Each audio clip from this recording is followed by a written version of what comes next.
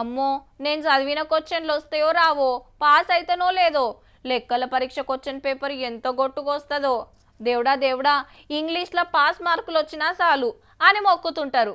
ఇక క్లాస్ రూమ్లో సారు పరీక్ష పెడతా అని చెప్తే తెల్లారి సగం మంది డుమ్మాలే.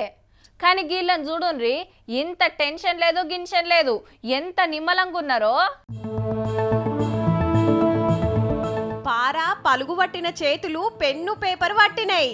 బడిపోరల లెక్కనే లైన్ కట్టి పరీక్ష సెంటర్కి వచ్చిండ్రు. ఇక చూడుర్రి ఎంత ముద్దుగా రాస్తున్నారో. బొమ్మలు గుర్తుపడుతున్నారు, ఎన్నున్నాయో లెక్క పెట్టి రాస్తున్నారు. అంతా పెద్దమ్మలు అమ్మమ్మలే. ఈ ఏజిలా పరీక్షలేంది అంటారా? అక్షరాలు నేర్వనోళ్లకు చదువుడు రాసుడు నేర్పిండ్రు. మళ్ళా రాష్ట్రంలా ఏలు ముద్రేస్తోళ్ళు ఉండొద్దని సర్కారు గీ కార్యం పెడితే పాత ఆదిలాబాద్ జిల్లాల 9 నెలలు అక్షరాలు అంకెలు ఎక్కాలు లెక్కలు నేర్పిండ్రట. జిల్లా అంతటా 2000 మంది పరీక్షలు రాస్తే కొమ్రంభీం జిల్లా బెజ్జూర్ల ఇల్లు.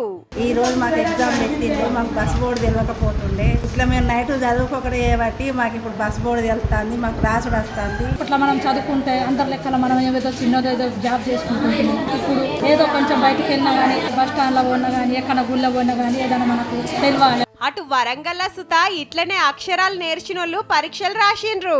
అయ్యో చదువుకోలేం కదా అని బాధ అనిపించింది. ఇప్పుడు చూసారికి ఇంత ఈజీ అనిపించింది. అటు అంత మహిళా పొదుపు సంఘాలు ఉన్నోళ్లే పొద్దుగాల పనులు చేసుకొని తీర్వాటం ఉన్న టైంలో నేర్చుకున్నారు. ఇక ఇప్పుడు కోపిన్ బియ్యం కాడ తప్పితే ఇంకేడ ఏలు ముద్రేసుడు ఉండదుల్లో. చల్ నాకెందుకు చదువు రాదు, పెన్నియు సంతకం పెడతా అంటారు మళ్ళా.